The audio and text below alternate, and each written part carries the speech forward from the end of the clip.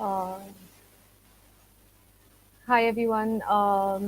I think let's wait for some more people to join, and then we can start with our chat. Eric is also here with us. Hi Eric, Hello. how are you doing? Doing great.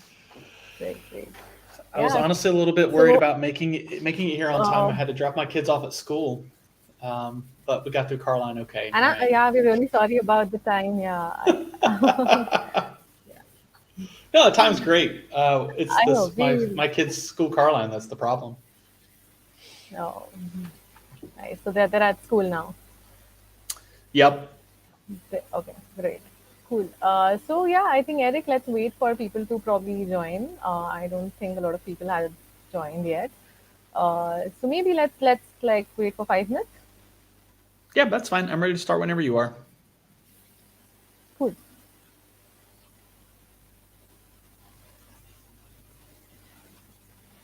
And certainly a lot more folks will watch the recording of this than the Yeah. live presentation. So I wouldn't sweat it. Yeah, I agree with that.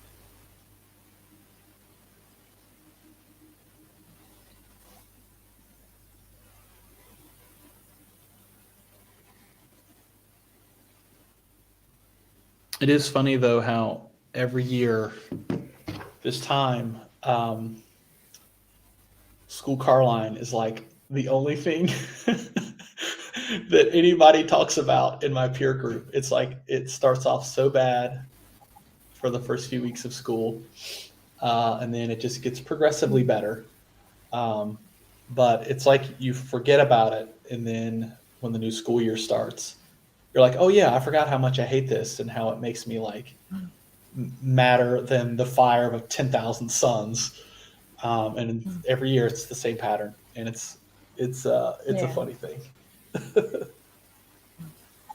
Yeah, yeah, I could totally relate to it. Yeah.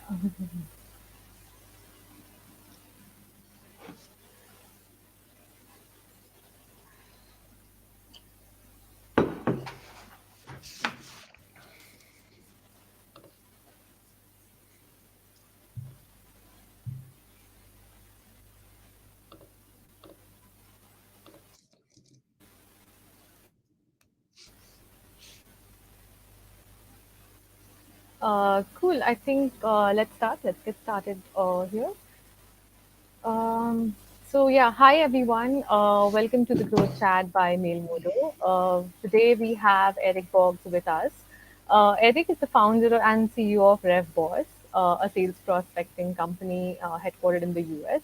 He has helped 100 plus clients across the world in generating leads and closing more deals, and also has more than 10 years of experience in sales, marketing, and entrepreneurship. Eric, we're really glad to have you with us today. Over to you, and welcome to the Growth Chat. Yeah, it's my pleasure. Very grateful to be on the call with you guys. Yeah, so are we. So yeah, let's get started by knowing more about RevBoss and what RevBoss does and how it is helping businesses close more deals. Basically, yeah. Yeah, happy to start there. So we are a sales prospecting company. We help our customers get more customers, and we do it with email prospecting. And a way to really quickly understand what we do is that our product is basically a lightweight version of SalesLoft or Outreach, a lot of these like sales cadence tools that are very popular that everyone knows about. The difference is that instead of buying a software subscription and running the process yourself, our clients pay us to do the whole thing from start to finish. So a typical client pays us between $2,000 and $5,000 a month. That includes all the software, all the data, all the copywriting, all the strategy, all the execution, integration, the whole deal. And yeah, our business is growing really well. We should hit 200 clients maybe this month or next month, all around the world. Most of our clients are early stage, small and mid-sized SaaS companies, and majority of our business are actually business services like marketing agencies, consulting firms, companies that don't have a lot of sophistication in their sales and marketing process, and so they bring us in to help fill the front end of their sales funnel. Wow, that's pretty amazing. Really, yeah. And I'm sorry about that. Yeah. So that's great to hear, Eric. And so, with what you're telling me and what I have sort of read about Revboss also, it also feels like it's like a marketing agency. Or how do you really differentiate yourself from any typical marketing agency? And I'm sure a lot of Yeah, people, a lot of your customers must have perceived you that way. So, how do you differentiate yourself? that is like one of the fundamental identity questions that we have as an organization, Yeah. and it's funny. I run the business like we're a SaaS company. Like our gross margins, our monthly growth, a lot of our sort of key financial and performance indicators look like a SaaS company. Um, but our clients buy a service from us, and so we're this really kind of weird business where we're not Twilio, we're not 90% gross margin SaaS company, but we're also certainly not you know Revboss creative agency. We offer a standardized service that's the same for every client. There's certainly kind of a creative aspect to it, certainly during the onboarding process. So we exist in this weird middle ground, and it's really interesting. When we were getting started with the business, um, really kind of rejected the idea of selling a service. In fact, the first iteration of what we were doing was purely a service. We raised a seed financing with the goal of turning our service into software, which over a period of 2 years, we built a ton of software, had a lot of clients buy it, and they all churned out because the software wasn't great. And it almost killed us. And, we drove the business, frankly, to the brink, trying to just brute force this software product. And then it was like, you know what? We had a sort of this like services business that worked well. Why don't we retool our software um, to support that offering? Because clearly those clients loved us, and some of them are still paying us, even though we basically ignore them. And when we made that decision to exist in this weird middle ground and to rebuild our product to support this new product that we offer now, it started to work. And we doubled the business, we doubled it again, we doubled it again, and we're going to double it again this year. And I think part of the learning for me is to kind of let go of the ego of what you think the market wants, and just you know go where the current takes you. And in our case, that's turned into this kind of hybrid software service, or tech enabled service is what a lot of folks call it.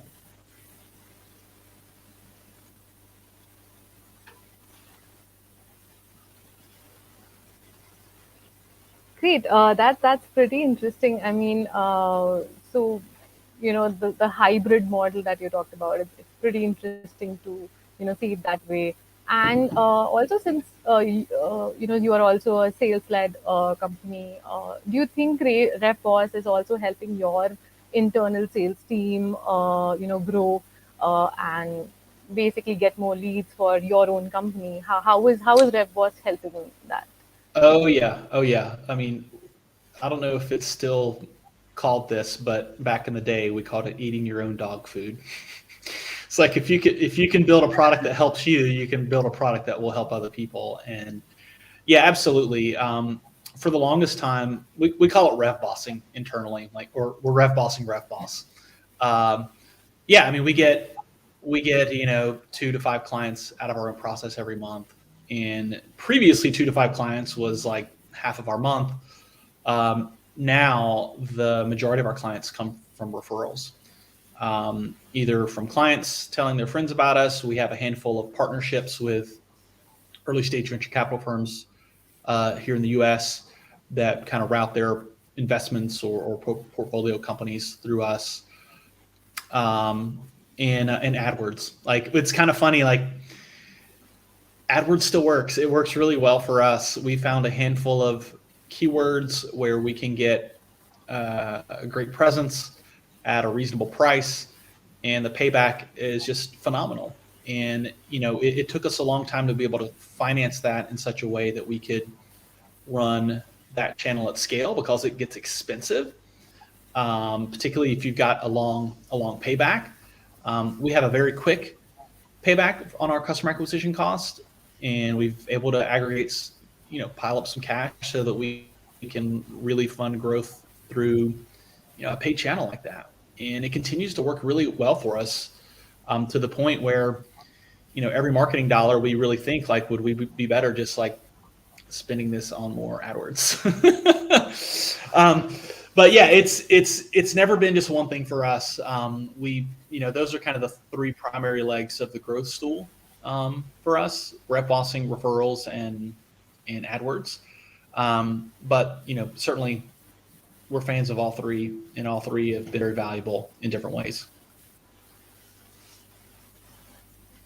That's pretty amazing. So, I mean, so you were also saying that a lot of your customers are like small and middle-sized businesses, and these early stage startups. So I just wanted to quickly jump to the important question, the question that we have been talking about as a topic of this chat also, that how do you suggest them they go about building their sales funnel from scratch, or managing their sales funnel for for these companies who have limited resources and probably no sales team. So what do you suggest? And yeah. Yeah, I mean, probably 15-20% of our clients, we call them discovery SaaS, or disco SaaS for short, which is, we think it's hilarious. I don't know if you ever watched The Simpsons, but there's the recurring character, Disco Stew.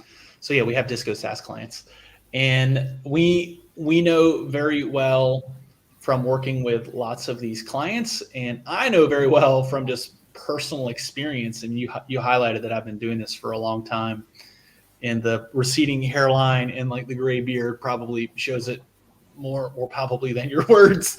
But I've been through the ringer as a SaaS founder and have seen a lot of things. And I think a lot of that experience comes through in the way that we work with these early stage clients. A lot of times don't even have a fully baked product. A lot of times they have a product, some clients, but they're really struggling with repeatability in their sales process.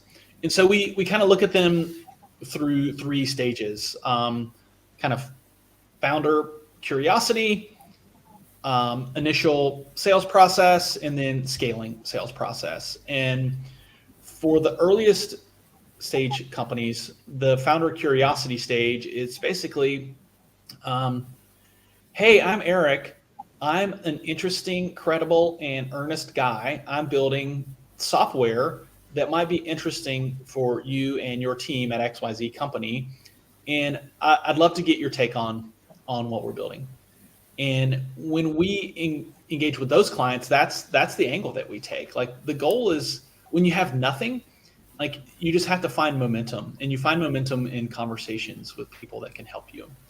And with our earliest stage clients, we often coach them like, look, you're not selling anything. You just need to make connections and build relationships. And if you can have lots of conversations with the right kinds of people, you're going to learn about your market quickly. You're going to learn whether or not your concept is viable. You're going to get real feedback on your product. And if you're good at having that conversation and building that relationship and nurturing it over time, you're building your pipeline for your first, alpha, beta users. And, I've done that a few times as a founder, as a consultant, and, dozens upon dozens of times as sort of the leader of Revboss with a lot of our clients. Sort of what the pattern that we always see from those clients is, once they talk to 40, 50, 100 people through that process, what you're going to learn is, okay, this is really good. I've talked to a lot of people. I have a lot more visibility around the market and what our opportunity is and what our product should be. We've built some stuff. We're ready to talk to people that are going to buy. Like, we need to see demos. And we typically like to route that through the founder of the company too. And the reason for that is usually companies at this stage, it's still the founder doing the selling. But two, as a founder of a company, until you can sell the product and you know how to reliably, repeatably sell it, you probably shouldn't go hire a salesperson. I've seen it so many times where there's, hey, we got a product, somebody bought it. Well, let's go hire a salesperson that can scale it. And like a sales rep with years of experience versus the founder of the company with very little sales experience, I would bet on the founder of the company as the sales horse every time. And so we often coach our clients, look, I know it's tempting to go out and hire a salesperson. You need to sell your first 10 clients yourself, because once you do it, you can teach someone else how to do it. The advantage you have as a founder is you're going to have passion and energy and insight and authority. Like everybody likes to talk to the CEO, even if you're the CEO of a 2-person company. And so that stage of our process with earlier stage companies is usually, hey, I'm the founder of the company. I'd love to show you what we're building. We're looking for our first, beta clients. The story is still very much like, hey, I'm an interesting person. I'm building something. We'd like to have you along for the ride. And when we go from that stage, the ask becomes a little higher, right? Like initially it's, hey, I'd love to get your feedback on this idea. The next stage is, I'd like to tell you about this concept. I'd like to show it to you. Once you get your first 5 or 10 clients, you've got some repeatability, you got your first salesperson hired, then we're kind of in like production mode with an early stage software company where it's like, okay, we've got a sales rep, we've got a product, we know what a demo looks like, we know what our sales process and timeline looks like, and now let's like take this thing to market. And at that point, 6 or 8 person software company with 1 or 2 salespeople looks just like one of our software clients that has 200 employees. It's like, all right, let's like be curious about markets and segments and messaging. Let's generate good conversations and see where it goes. And it's really funny how that pattern plays out over and over and over. And it generally takes 12 to 18 months, sometimes a little shorter if the business is really moving quickly. But you go from like, hey, I'm the founder, I just want to talk to anybody, to, hey, I'm the founder, I want to give demos, to, all right, we got a sales team, let's figure out how to scale this thing up. Interesting. From that, I just got a question. So since you're saying that being a founder and as a founder, going to people and saying that, hey, this is my product, and, that'll close more deals than actually a salesperson that you're saying. So do you really think having when you're sending emails probably to prospects, do you think a title really matters, or the title that you're reaching out from, do you think that sort of matters in sales and prospecting? Yeah, it really does. That- And it's not fair that it Yeah. does, but that's how the world works. And it just comes from trust and authority. And when you're an early stage company, and I know that's kind of the focus, at least focus of the piece here. When you're an early stage company, you don't have a lot. You don't have a brand. You don't have a fully functioning product. You don't have like sort of the momentum and kind of the just the ball rolling down the hill that you can eventually get. And so optimizing for any little edge you can get is really great. And, to the extent that you're comfortable saying, prospecting as the founder of the business, I would do that as long as humanly possible, because it really does make a difference. And even if like we see this with our clients, like sometimes I'll get brought in with a problem client or whatever. And I like that. I like solving problems for our clients and our team, but our account manager will say, hey, it's, XYZ is the problem and we need to do 1, 2, 3. And the client will just, won't accept it, or, it won't land or it won't stick, or for whatever reason. I'll get brought into the call and I'll say, well, the problem is XYZ and we need to do 1, 2, 3. And they'll go, oh yes, of course, we're all good now. And it's because like it came from me. And in this case, like the account manager knows way more what's going on. They're way better at the job and way more clarity on the client and the problem in the market. But when the words come from me, because I have 𝐭𝐻𝐸o after my name, it means a whole lot more. And it's the same thing. It's the same thing with prospecting. And yeah, so we lean into it, and that's just like on the like prospecting piece, getting the conversation started. It's even more meaningful when you are actually interacting with someone and like talking on the phone and going through a sales process. Right, makes sense. So talking about that, do you think like using calendars or forms inside emails when you are sending your emails to the prospects? So do you think having these certain widgets or calendars inside your emails, like Mail Modo does with AMP emails, do you think that helps in closing more deals, or that could help in closing more Yeah, deals? yeah. I mean, interactivity in email is certainly powerful. I think that you have to use it in the right place in the process. For our team, there's always a balance of deliverability and like sending a cool email. And we often avoid any images, any attachments, anything at all. It's just a plain text email with the call to action is, let me know. Like the call to action is a reply, and everything is all about driving a reply that the sales team can follow up on, or that our team can follow up on.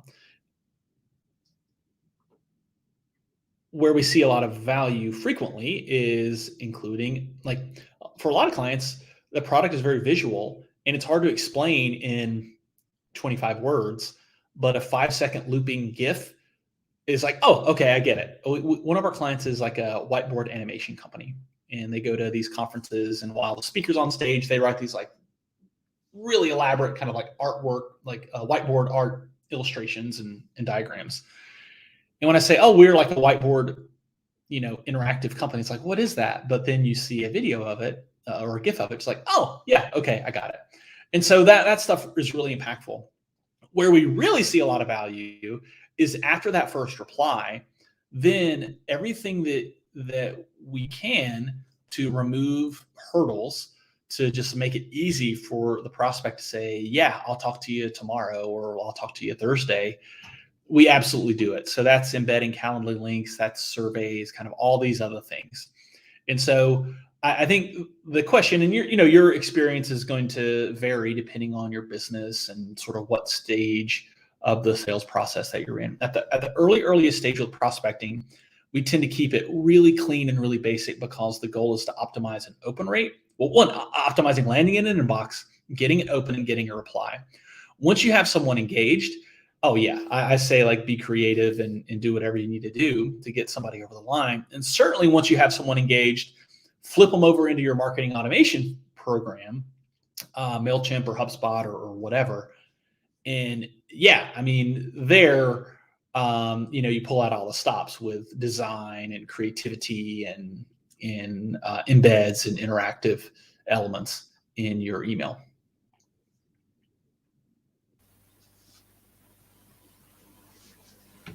Great. So clearly that it works according to you. That's really great to hear. And Sorry, I'm a chatty guy, and I've also had like half a pot of coffee, so I'm like really going. right, right. But yeah, it definitely makes sense. So just moving on, I just want to quickly check. So I see that Revboss is also kind of dealing with account-based marketing. So talking about that, what is some kind of advice that you would want to give someone who is looking to start with account-based marketing, and how to kind of avoid some of the major pitfalls and hurdles where people tend to go wrong. So what advice would you have for them?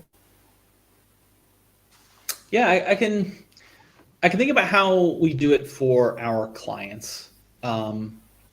we don't do account-based marketing at Revboss, like for our own growth. We do kind of our Revboss prospecting, which is a lot more kind of highly personalized, small bites at small segments prospecting, but it's not truly sort of deep account-based marketing. And then we kind of do referrals and AdWords and the other things. But for some of our clients, we do support processes, and our product enables it to do account-based marketing. And we do it in a few ways. One, just the core offering that we provide, which is just email prospecting. If you are loading up 3,000 prospects and banging out 100 a day through kind of a basic personalized email sequence, you're probably not doing it right. Our team operates in small batches, small segments. We're personalizing things, not just like first name, last name, company name, title, whatever. We're looking more like geography, where did you go to college or university? We're merging in colleagues. So we might say like, hey, Susie, it's Eric reaching out from Revboss. Wanted to let you know I'm also reaching out to Sammy and Johnny. Let me know if one of them is the right contact. If you put enough effort into like planning small segments and writing great copy and merging in the right fields, you can send just sort of a merge field email that looks and feels like an account-based marketing email. And I mean, that's how we make hay. That's how we do so well for our clients, is that we're just really good at that and we have a good process for it. A couple other ways we support like highly targeted programs for our clients. We're increasingly, we haven't sort of like packaged it yet. One of our copywriters had this idea of like, hey, why don't we just ask our clients to give us their like 10 dream customers list. And we just build 10 campaigns, and we write unique copy for all 10. We find the prospects for, each one individually. We think really hard about why they would care, what they would want to do. And, we have a team of 3 and some freelance copywriters, and they're really good at it. And the stuff they generate is funny and clever and engaging. And early indicators are that it really works and that we can scale it and repeat it. And it doesn't often have to be, original art for every target. It's, hey, take your kind of core messaging that works well, and just layer some incredibly personalized, incredibly thoughtful copy in the first 2 or 3 lines. And boom, you've got like a repeatable process for like hitting these most important targets that you want to hit. That's not that hard to do, particularly if you've already got some like prospecting flows that seem to work well. The other thing that we do as far as an account-based thing, we'll do land and expand accounts for our clients. Some of our clients work with, massive mega companies. And you don't actually have to have that many clients to do this, and the client doesn't have to be that big. If there are multiple divisions inside of one of your customers, get permission from your primary contact and say, hey, like I've identified like 3 or 4 other divisions. Can I, make reference to you? And when I reach out to them, and it can be, hey, Monsi, we're working with 𝐀𝐮𝐨𝐿 over here in the US division. I see that you lead the Asia Pacific division. Would love to tell you about what we're doing for 𝐀𝐮𝐨 and his team. And it works. And you just often have to kind of be creative and thoughtful about it. The other thing that we do, and this is a little more complicated to execute, and it requires some LinkedIn hackery. Like think about your market. Who are your closest friends in your market? They could be your clients. They could be your grad school friend that happens to kind of match up with your target customer profile.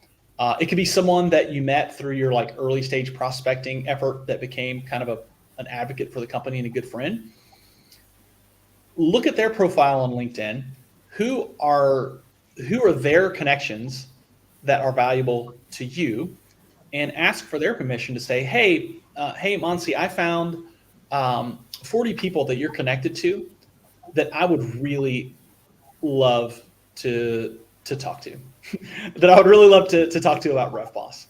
And if I were to say that, I would, if I were to ask you for an intro or for permission to use you in a sort of an outreach email, you'd say that's great, that's cool. And I would do something like, hey, person, I was talking with my friend 𝐬𝐿𝐴, and she said that I should reach out to tell you about what we're doing at Revboss, and here's why. And just that little like social engineering hook, it works great. We call that a friends of a friend campaign. And, we don't do a lot of that. It takes a lot of work, but it always works. It always works every time. And it's stronger than kind of the typical account-based effort of just like, that I described earlier, where it's like super targeted copy, or maybe you throw some ads onto it, but you're like layering on the personal element. And that is, that's hard to beat. That's really hard to beat. And for an early stage company, what else are you going to spend your time on? Like if you're not talking to your market, you're not moving your business forward. And a little research effort at the front end here can pay real dividends in terms of the types of conversations that you can have.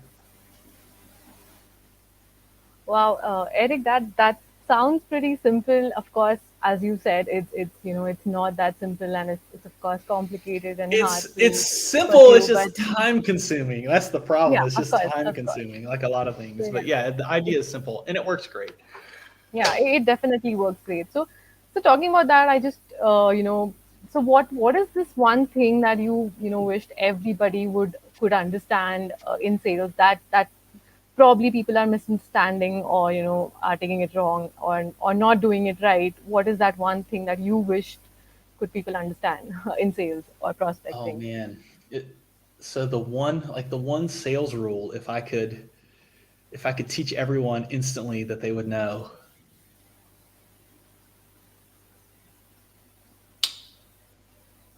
Oh man. This is far too complicated a question for me to answer quickly. I think I would probably highlight qualification. I guess qualification plus pipeline. I read a funny tweet, and it's counterintuitive, and it was kind of shared as a joke. But this idea of, if you look hungry, you'll starve. And I've found through my career that the harder I sell, the less successful I am. Whereas the more natural and helpful I am, the better it just works. And, when you look at qualifying prospects, they either fit your profile or they don't. And if you try to fit square pegs into round holes, or square round holes into square pegs, I said it backwards, I don't know. If you try to force it, it's not going to work. It's just not.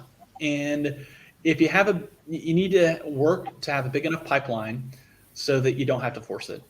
And you can be earnestly and genuinely and honestly helpful and accommodating, and move people through your process. And to the extent that it's a great fit, it's going to work.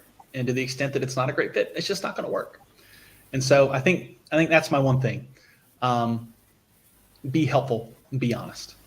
Often, more than anything, honest with yourself.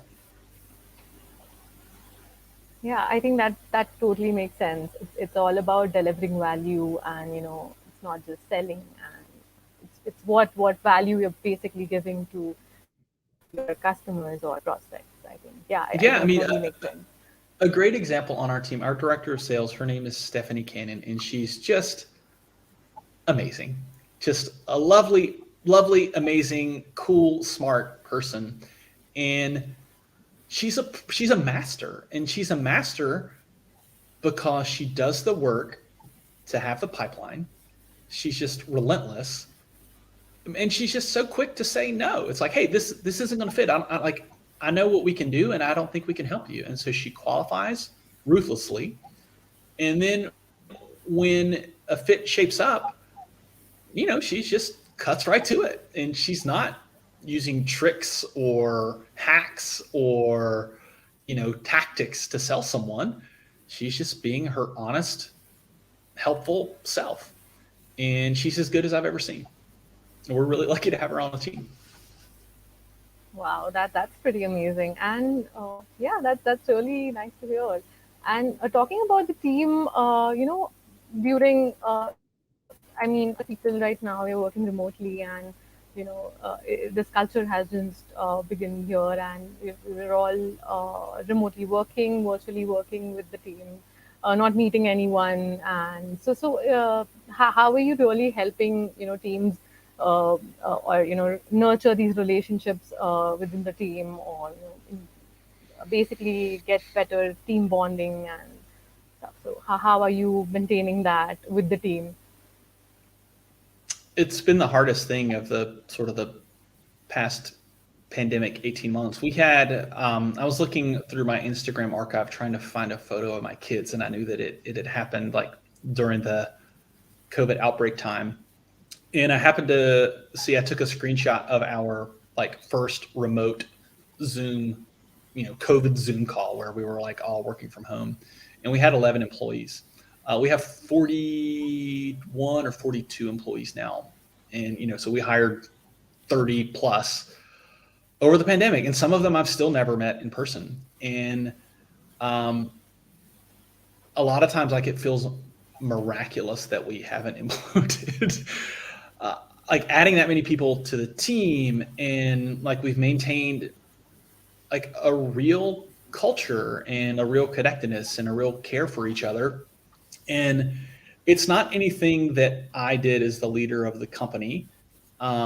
Certainly, as the founder or the leader, you set a standard, you set direction, you set values, you set foundations. But really, we just hire good people, and like people that we know kind of align with our values, and our values are happiness, accountability, and transparency. And so we screen for that, and we work really hard to hire people that kind of fit with what we want. And we just continue to do that. And at some point, as the founder and the leader of the company, you don't let go in the sense of like you don't care anymore, or you don't think about it, or you don't focus on it, or you don't try to influence it. But at this point, I'm one of 42 people that work here. And, at this point, the culture is largely out of my hands, and it's just a function of everybody else and what they bring. And so, we haven't done a lot in terms of like Zoom hangouts or sort of anything like that. We just have been really thoughtful about hiring good people and building a culture of inclusiveness and happiness and kindness.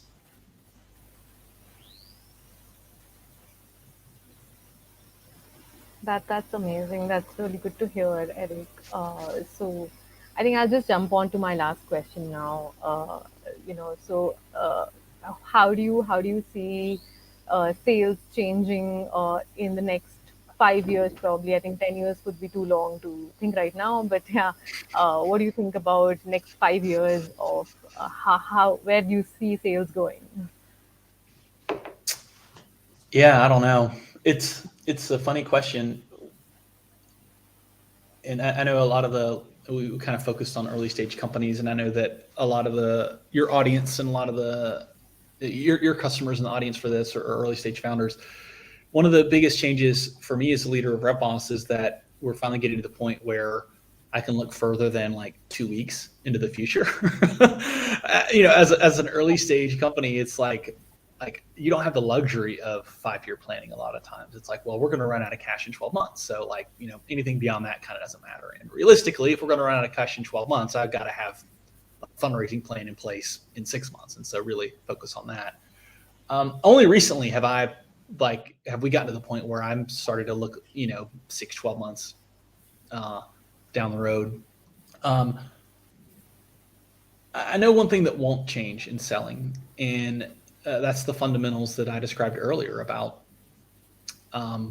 honesty and integrity and just being helpful and being in service to your prospects. I think there will always be a human element because software is complicated, services are complicated, businesses are complicated, and there are lots of tools that I can pay $100 a month for a subscription and never have to talk to anyone, and that's good. That's a great way to get a foot in the door. But to turn that $100 a month client into a $500 or $1,000 or $1,500 a month client, or to get them to upgrade to the enterprise version, there's probably going to have to be a person in the loop, and there's probably going to have to be a lot of training and a lot of experience tied into that interaction. And so where I think sales will change is that technology is going to eat up everything that isn't that. So any piece of the process that software can do, software will do it. Any piece of the process that a kind of a human in the loop system can do, where it's kind of checking a box or sort of approve or disapprove, or does this match this or match that, where it might be too complicated or too expensive for software, you outsource that to like worker platforms like Cloud Factory and others. And salespeople are going to spend a lot more time selling. And the best people are going to make a lot of money and do a lot of good in the world and do a lot of good for their companies and a lot of good for their clients. And we hope that our role in this, our goal is to automate everything that we can automate, either with software, sort of cloud workers, or highly targeted, highly trained sort of task enablement for our account managers. So I think the trend that we see with software just chewing it up, that's going to continue, with the caveat that there will always be humans interacting with humans to solve problems at various stages in the process.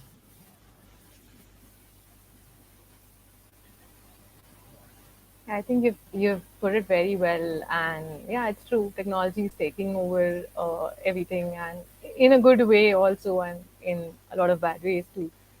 But yeah, definitely that point, it totally makes sense. So I think we're done with our set of questions, and let's see what people have for us. There's one question already that I see here. I hope you can also see it. Yeah, I There's don't know this if I can one. see. Oh, here we go. I can see Yes. the comments. Uh, yeah. So there's this one question for Rahul. Let's start with that. So if you had asked me this question a few years ago, I would have said, "Oh, well, you need to send, 5 or 6 or 8 emails," and very much don't think that is the case. For our clients, the most emails we will send in a flow, 3, sometimes even 2. So it's, um, hi Raul, I'm Eric. Here's sort of my pitch. 2 days later, hey, friendly bump on this, some sort of forward or simulated forward or second touch. And then a third email, and the third email is not a breakup email, not a like, hey, let me know A, B, or C, or I guess you're too busy. That kind of stuff is annoying and doesn't work. We only do 3, and the reason we only do 3 is that anything beyond that's annoying and rude. And we find that beyond that, we get lots of replies that are not friendly. Whereas if you send 3 emails, people aren't annoyed, and you can live to fight another day. And so instead of sending, call it 6 emails over 3 weeks, we'll send 3 emails over a week, let that prospect sit for 4 or 5 weeks, and then we'll take another run at them, and we'll take another run at them with new messaging or whatever our highest performing messaging is. So we do put a lot of thought and a lot of effort into sort of recycling our prospects so that we don't just browbeat them to death. As far as the second part of that question, like how much information do you share? I wouldn't think about it from the context of information. I would think about it from the context of story. Story is what people buy. So if you're an early stage company, hey, I'm Eric. Here's why previously I did this, and now I'm doing this, and here's why I think it's relevant to you. Or, hey, I work with a lot of people like you that meet this pattern. and here's what I know about you that you might not know about yourself. So I would think less about information and more about story, and why this person should care. This recipient has never heard of you and never heard about your product, and information sort of improve your X by 30% or save Y by 20% doesn't matter. It's not gonna move them, but a story will. I'll just start answering these questions. These are really good. Building an ideal customer persona for SaaS, using 𝐬𝐿 as an example. Yeah, so if you're building personas, you're an early stage company, so you have to have a broad lens, right? And that's good. You have to have a massive market to understand your opportunity and to kind of commit to going down the path that you're going. But I would encourage you to make the lens as small as humanly possible, as quickly as possible. And just know that, hey, there's a mass market out there that I can go get. But really, a mass market is just the summation of lots of tiny markets and tiny niches. And so if I'm just getting started, I care less about like, oh, we're selling to VPs of marketing at, SaaS companies. I would look more at like, who are the people that are in my geography? Who are my second degree connections? Who are my friends of friends? Like, who can I have conversations with first? Because that's always going to win. And going through that process with an eye and with a goal of knowing that you're going to build like real personas. And, ultimately, you have to kind of set a thesis and probably a set of theses to know that's like, well, there's this segment, and this segment, there's these job titles, and maybe you end up with sort of 6 or 9 kind of buckets. I would go through them methodically, and as soon as you find something that sticks, just ruthlessly just execute in that segment, because you probably don't need all of them to stick. You just need one to stick well enough to kind of get you to the next stage in the process. And as you find momentum and as you find repeatability in your process, you'll be surprised at how quickly kind of personas just kind of present themselves to you. And I guess I say that, I guess with the learned experience of, thinking too broadly, aiming too high, in terms of like job title or company size. Like, get what you can get to get momentum, and then once you have momentum, you can be more thoughtful around kind of how you build personas. And to qualify that, not get what you can get is in like take any customer. Like you know that like you want to sell to marketing teams or HR teams or municipalities. Like inside of your market, get what you can get quickly, and then worry more about sort of ideal customer personas as you go. Next question. Search engines don't rank websites for a lot of automation and other things. What's your rationale behind using a lot of automation tools? I don't know anything about SEO. So as much as I would love to answer this question, I am not qualified to answer it. We rank on some keywords for Revboss. We kind of publish content that we think is helpful, not necessarily content that we think is going to rank. We went through a process to try to rank on some keywords, and it was messy, and it just wasn't working, and we may have pulled the plug on it too quickly. Yeah, so we don't do a lot of thinking around search engine. But our rationale around doing the growth things that we do, prospecting, paid ads, and referrals, is that they work. And to my earlier comment of kind of find what works and exploit it, we found some things that work, and we just keep leaning into it. In the American South, we have a saying that if it ain't broke, don't fix it. And so we found some things that keep working, and so we just kind of keep going. And until it starts to not work, we're just going to keep going. This next question, how are sales for services different as compared to SaaS? This is a really good question, and I feel like we learn more about this the further we get into the sort of the Revboss experience. SaaS sales, it can be very visual. There's a product demonstration, like I can show you how this thing will work. You know, per my earlier points, like we view ourselves probably as more SaaSy than servicey, but our sales process is very much a services sale. It's a consultative sale, and so it's more focused on, any sale is focused on problem and need and desired outcomes. But for us, we don't have a product demo. We don't have, uh, sort of those typical things. So it's not a scripted exercise. It's a consultative exercise, which really any SaaS sales process should be a consultative exercise too. It's a little bit harder for us because we don't have kind of the demo to kind of guide the process. The other thing that's more challenging for us is that we can't work with everybody. Our service isn't the best fit for everyone, and so we have to qualify really aggressively. And a lot of SaaS companies are just like, oh, hey, you want to do this? Great. Well, here's our product. Have fun. We'll take you through our onboarding, our training. Here's support, and here's the product. Go forth. Use it. Let us know how we can be helpful. We don't work that way. We have some pretty strict criteria around market size, sort of market in general, product stage. So there's a lot of things that we have to see in order to feel confident to serve a client.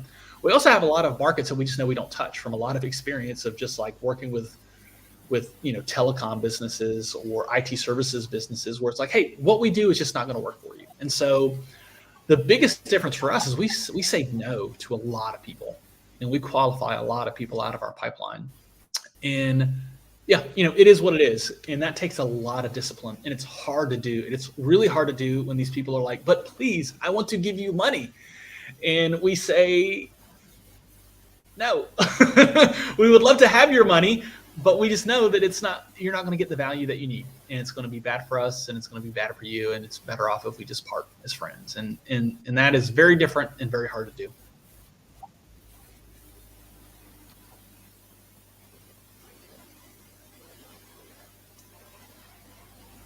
Great. So that was amazing, Eric. Thanks for these amazing insights. And yeah, I don't think we have any more questions. And I think we are also up with the time. So Yeah, yeah, I've got a so team call at 9:30. This was really fun. I appreciate you having me uh, on. These questions were really good, and this is I live and breathe and eat, sleep, and drink this stuff.